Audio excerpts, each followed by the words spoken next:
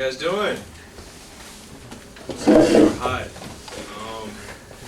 think we can turn on the AC before hot. Anyway, yeah, it's warm outside. Summer's here.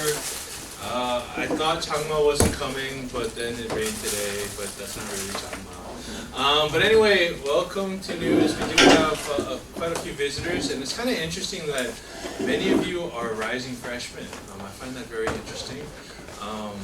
But welcome. You guys are entering a new chapter of your life. Some of you are recent graduates, so you have ended that chapter in your life. Some of us don't remember college. But regardless, let me open us up with a word of prayer. We'll get started. Father, we thank you. We praise you, Lord. We pray again, Lord, that you would just speak to us, that we will be encouraged, and Lord, that we would just be strengthened to really tackle whatever life puts before us. So we again thank you for your providence and pray that you would be glorified in all things that we do. We thank you and praise the name of Jesus. Amen. So here's a question. We're getting into the story of Joseph today, and we're going to get to see what he was like as a young person. But what were you guys like when you were young? You guys remember your personality when you were young? Okay. Was anybody like the exact same their entire lives? Never changed?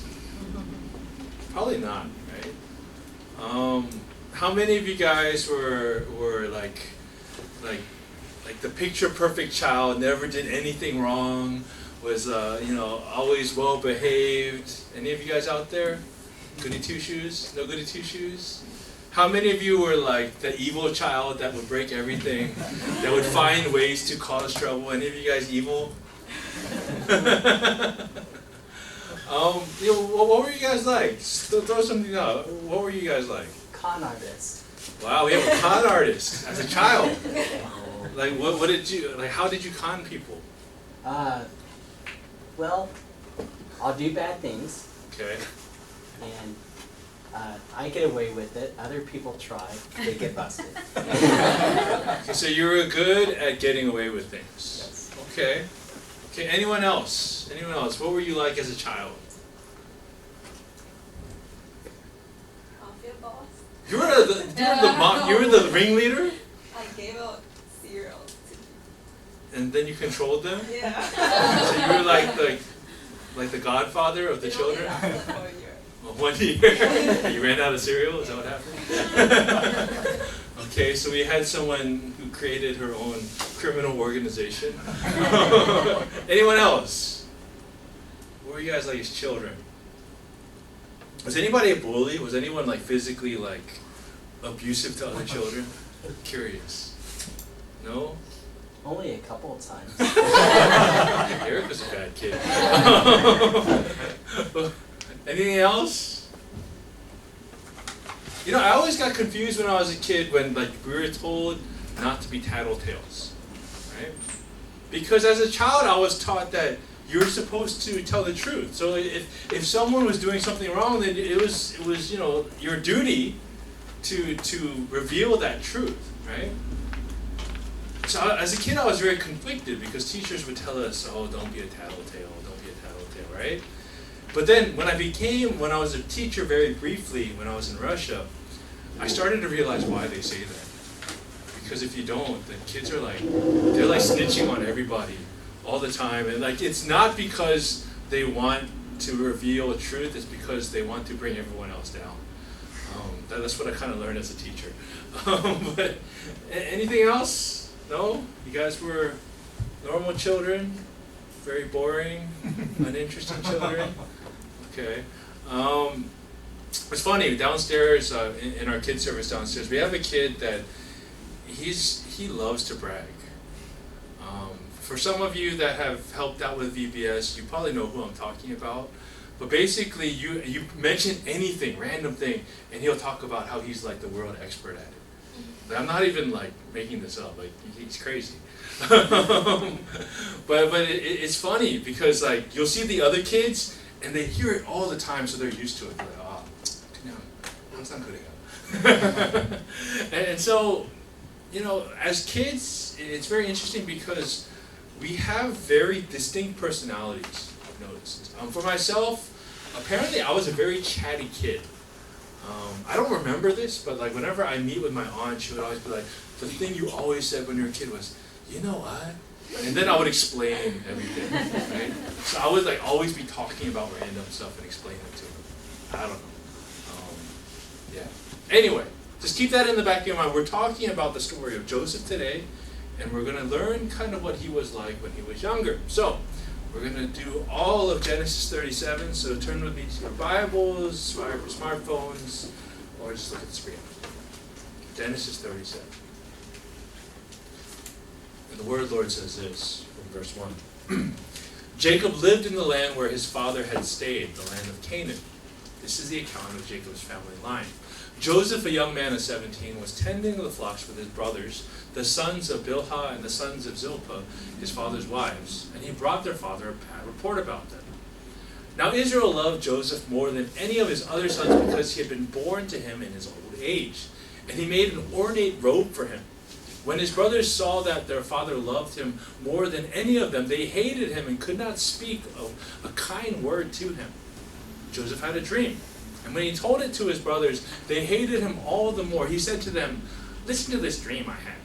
We were binding sheaves of grain out in the field, when suddenly my sheaf rose and stood upright, while your sheaves gathered around mine and bowed down to it." His brothers said to him, "Do you intend to reign over us? Will you actually rule us?" And they hated him all the more because of his dream and what he had said.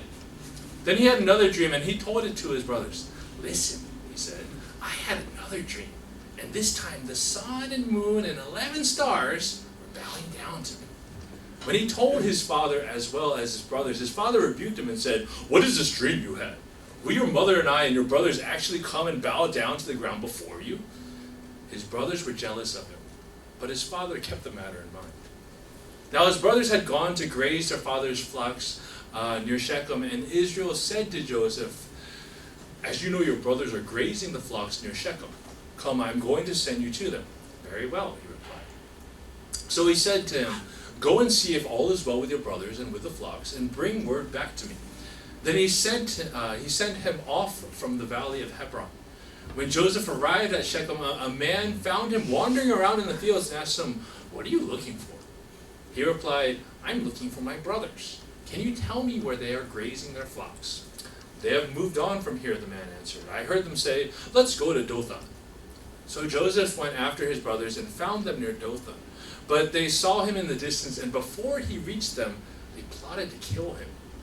"Here comes that dreamer," they said to each other. "Come now, let's kill him and throw him into one of these cisterns and say that a ferocious animal devoured him. Then we'll see what comes of his dreams." When Reuben heard this, he tried to rescue him from their hands. "Let's not take his life," he said. "Don't shed any blood. Throw him into the cistern here in the wilderness, but don't lay a hand on him." Reuben said this to rescue him from them and take him back to his father. So when Joseph came to his brothers, they stripped him of his robe, the ornate robe he was wearing, and they took him and threw him into the cistern. The cistern was empty, there was no water in it. As they sat down to eat their meat, they looked up and saw a caravan of Ishmaelites coming from Gilead. Their camels were loaded with spices, balm, and myrrh, and they were on their way to take them down to Egypt. Judah said to his brothers, "What will we gain if we kill our brother and cover up his blood? Come, let's sell him to the Ishmaelites and not lay our hands on him. After all, he is our brother, our own flesh and blood." His brothers agreed. So when the Midianite merchants came by, his brothers pulled Joseph out of the cistern and sold him for 20 shekels of silver to the Ishmaelites, who took him to Egypt. When Reuben returned to the cistern and saw that Joseph was not there, he tore his clothes. He went back to his brothers and said, "The boy isn't here. Where can I turn now?" Then they got Joseph's robe, slaughtered a goat, and dipped the robe in the blood. They took the ornate robe back to their father and said, "We found this. Examine it to see whether it is your son's robe." He recognized it and said, "It is my son's robe. Some ferocious animal has devoured him. Joseph has surely been torn to pieces." Then Joseph tore his clothes, put on sackcloth, and mourned for his son many days. All his sons and daughters came to comfort him, but he refused to be comforted. "No," he said, "I will continue to mourn until I join my son in the grave." So his father wept for him. Meanwhile, the Midianites sold Joseph in Egypt to Potiphar, one of Pharaoh's officials, the captain of the guard. All right, long passage. You got to hear some of my voice acting. But, you know, we're continuing the series. We finished 1 Corinthians, and the summer is a little bit just disjointed because of random stuff like the 40th anniversary last week, and I'll be out of town for the next 2 weeks. So it's a little bit disjointed, but for the summer we wanted to focus on the character of Joseph. And then going into the fall, we're actually going to go through the book of Daniel. And the reason why is 1 Corinthians was all about standing against the pressures of the world and standing firm in our beliefs. And Joseph and Daniel are the best examples in the Old Testament of two men who stood against difficult circumstances. And so with that, that's why we're looking at the story of Joseph. 2 weeks ago, when we went back and looked at the story of Leah and Rachel, and how they were having this competition of bearing babies, right? Baby wars is what I called it. We saw that all these things that we are looking at now, the reason why I went to that first was because if we went straight into the story of Joseph, you would think, what is wrong with these people? Like, what brothers, when they see their brother coming from far away, like, let's kill him. How is that normal, right? The reason why we went back and looked was because I wanted to show you just how much these generational sins had been passing down to the point where this was a normal reaction, right? But at the same time, I also want you to see that in the midst of the passing down of generational sin, you also see generational blessing. And you see favor in the life of Joseph that makes no sense, but it's not really him, it's God honoring the faith of his forefathers. So you're seeing both things happening at the same time in the story. It's the reason why I went back to that. And so what we're seeing here specifically is that with Jacob, he had lived a life of not being the favorite child, right? Jacob and Esau. Jacob was this effeminate, liked to cook, very hairless man, while his brother was the hairy, smelly animal killer. Esau was the favorite son.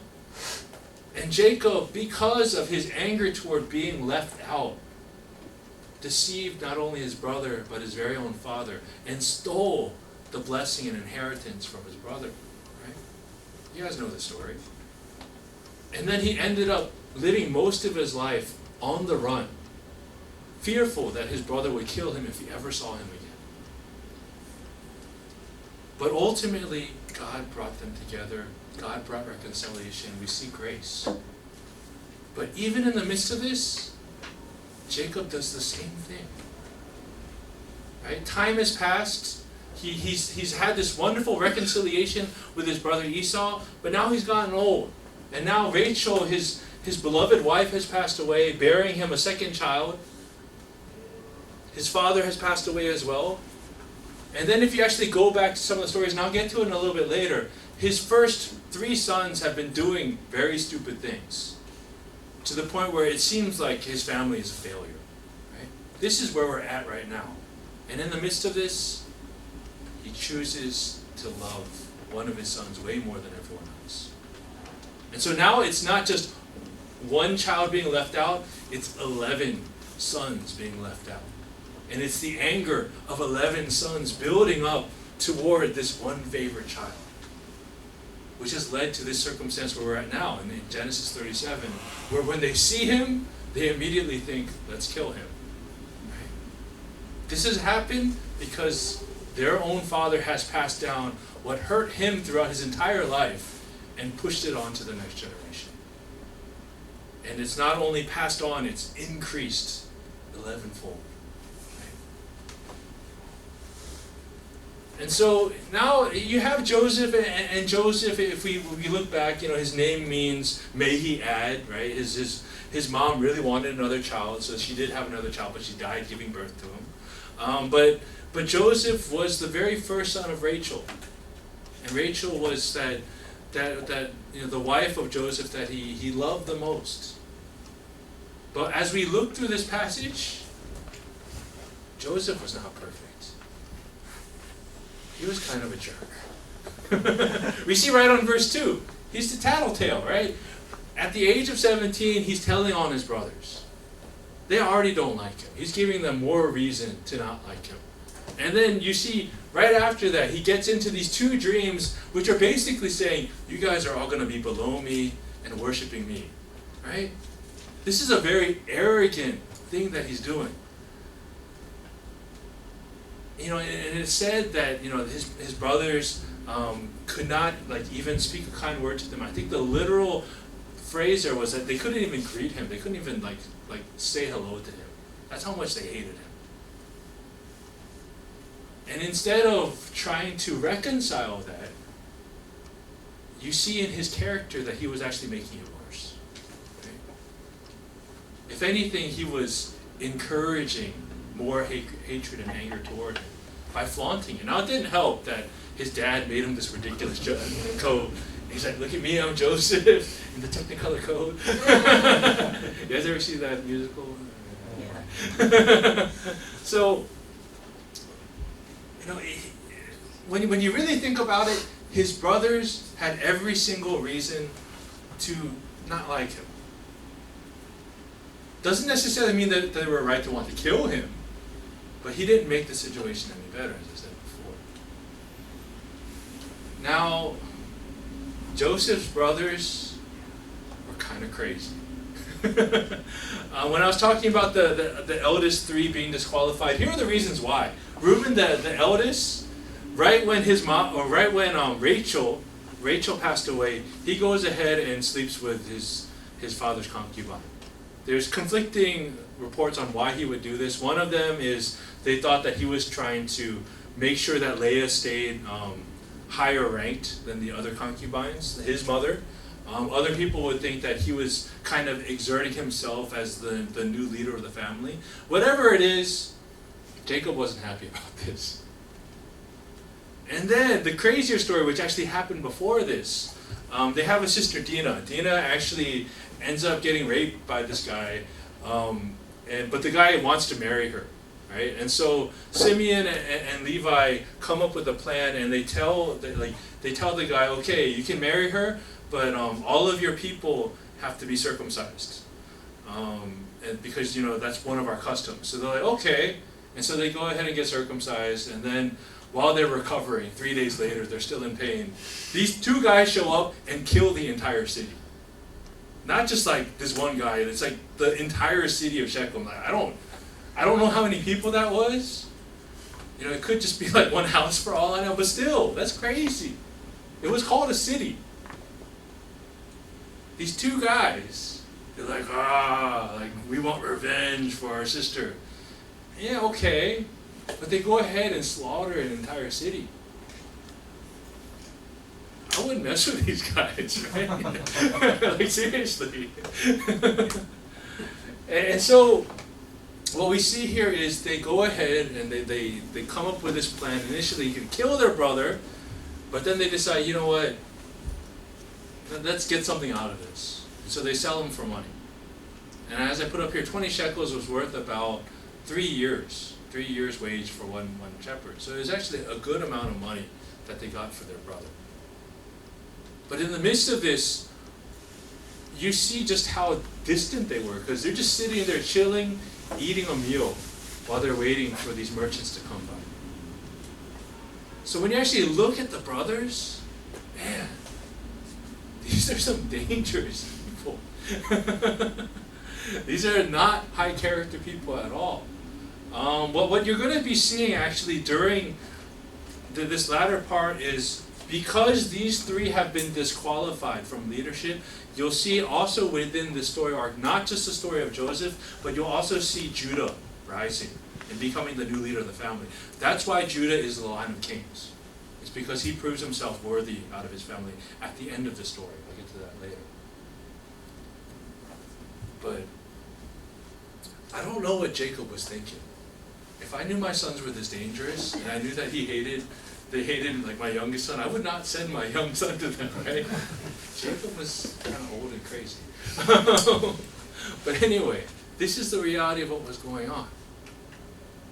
So once you get to this part in the Bible, one of the things that's been happening all throughout the book of Genesis is, in the very beginning, you see that God has set aside a promise He sets aside a promise to Abraham in Genesis 12. And he keeps building upon that. And that promise continues on to Isaac, then to Jacob.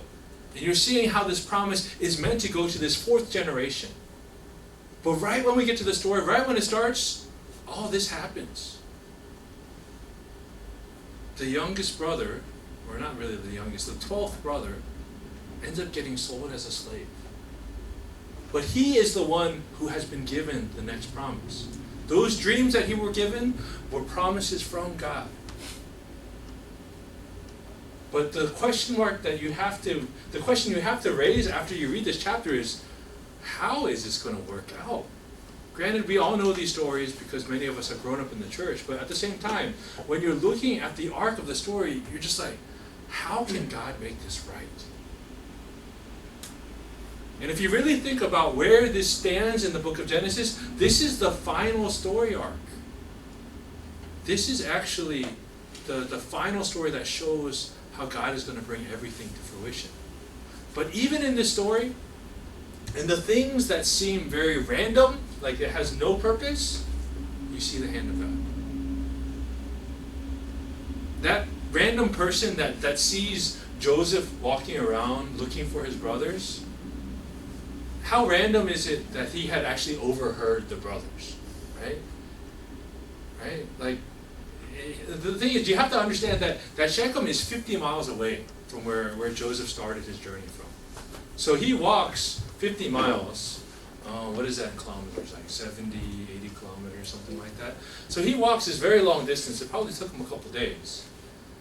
And he finds this guy that just happened to be in the vicinity of his brothers when they were like, hey, let's go over there.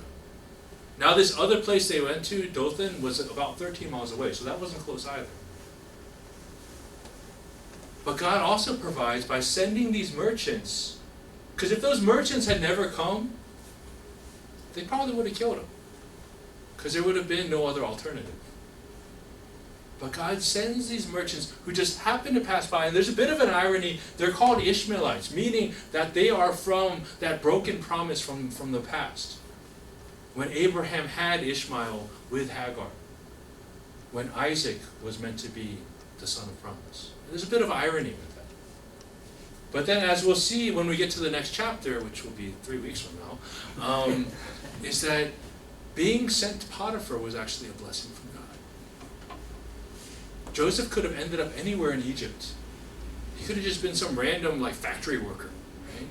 Making bricks, right? That's what they were supposed to do back then, make bricks.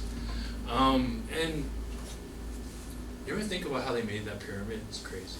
But anyway, how many people do they need for that? That's crazy. But anyway,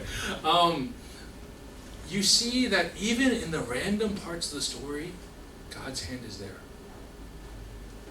And when we get to the very end of the story, as I shared 2 weeks ago, Joseph himself says to his brothers, you intended to harm me, but God intended it for good to accomplish what is now being done, the saving of many lives. So these terrible things that happened ultimately led to something amazing. Ultimately led to something that was actually even more glorifying to God than had nothing ever happened. And that's where we see this final arc. That God is going to use this story to show how that promise he had made to Abraham hundreds of years before is now coming to fruition. That this one family that couldn't bear a child, like Abraham and Sarah, they couldn't have children until he was 90, right? Actually, no, she was 90. He was 100. This family that couldn't have a child, all of a sudden now, at the end of Genesis, has a family of 70. And 70 actually is meant to signify perfection. The number of perfection is 70. And then we see in Exodus how that 70 grows to probably about 2 million people. They had a lot of babies. They had a good time in Egypt. Right? And so we see that the promises of God come, but they don't come easy.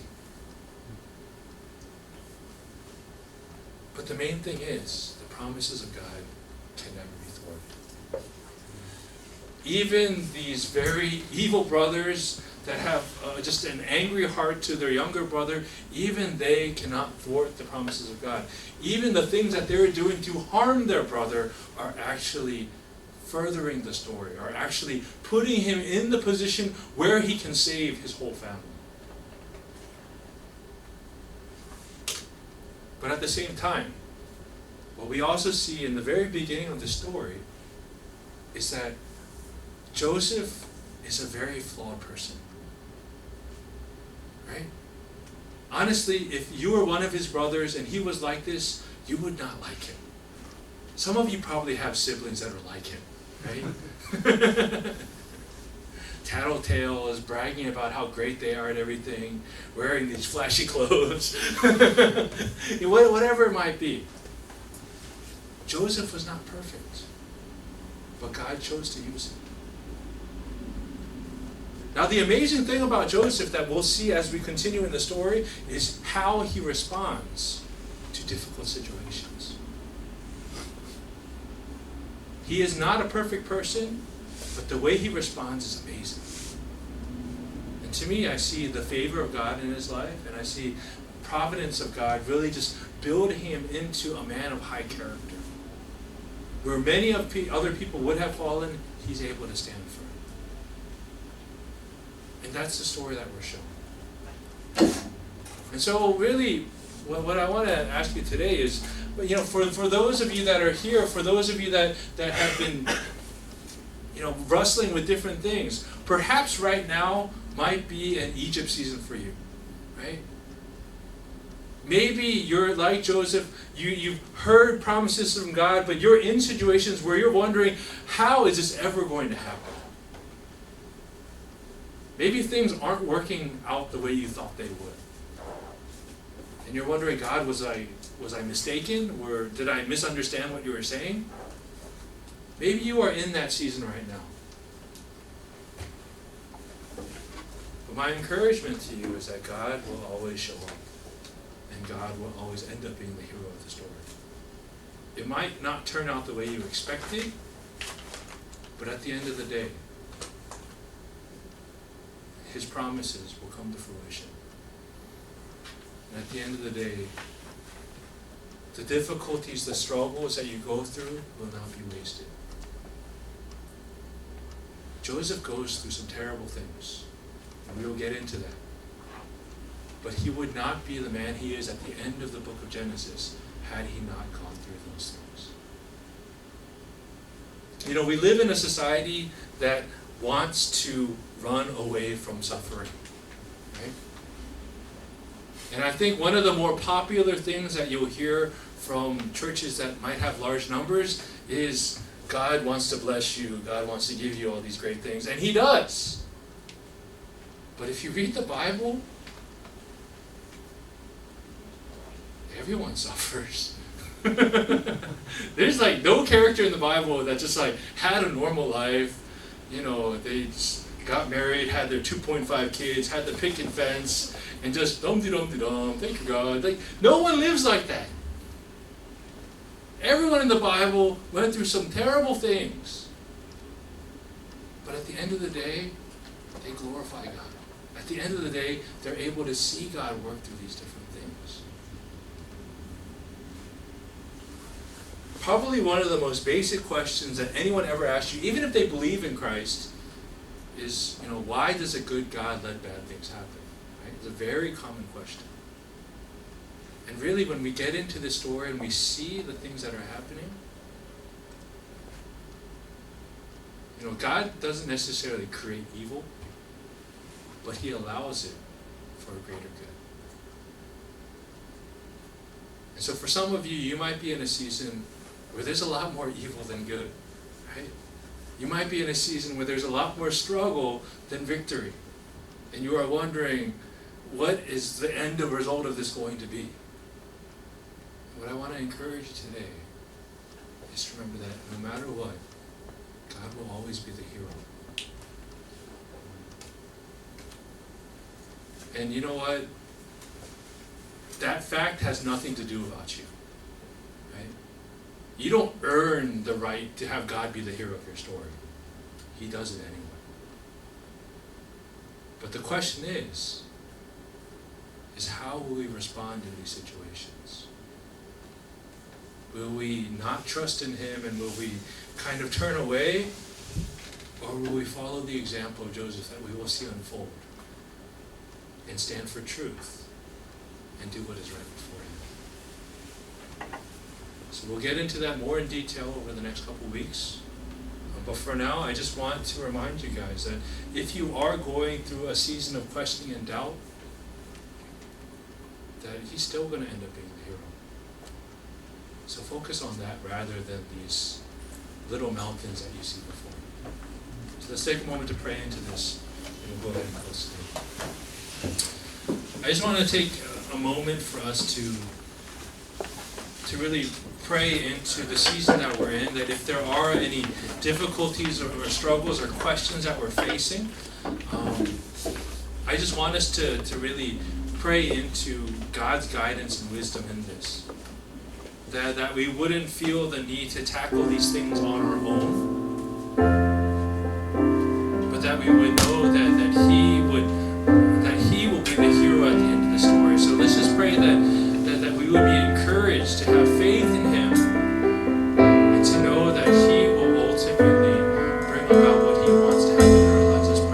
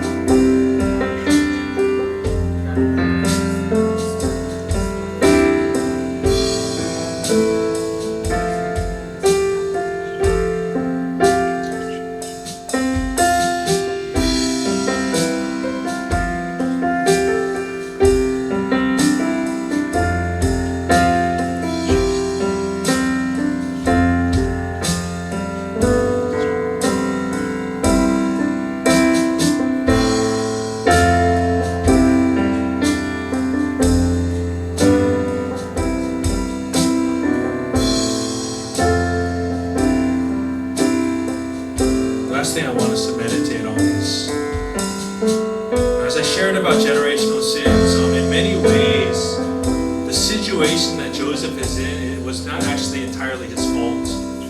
Many of it was passed on to him from his father. And so for many of us, we might be in situations that really aren't our fault. But at the same time, in this story, you see that Joseph is brought he's brought to victory in the story, not because of what he's done, but because of who God is. So I want us to take a moment to just look into our situation, and if there are areas in our lives that aren't necessarily things that we wanted upon ourselves, that we would embrace that God's blessing, the generational blessing, will carry us forward. That in itself, the favor of God, the providence of God, really doesn't have much to do with us either. So let's pray for just the ability to see the providence of God in our lives, that those random things that we think are random are not actually random. Let's just pray that God will start to show us His hand each and every day in our lives. Let's pray.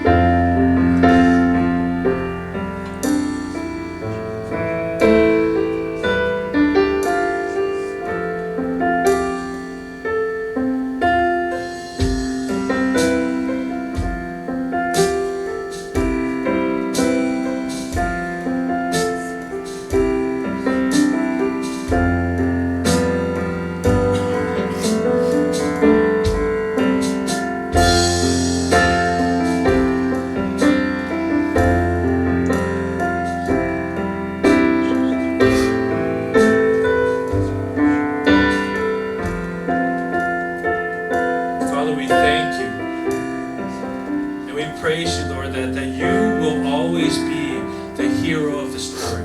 And Lord, whatever situation, whatever difficulties we're in right now, I just pray, Lord, that we would just be able to stand firm for what we know to be right. And that we would trust in your providence. I pray, Lord, that we would see your providence in our lives, Lord, that these little things, Lord, that don't seem to be connected, Lord, that we will start to see those connections. And to know that your hand has always been in our lives through good and through bad.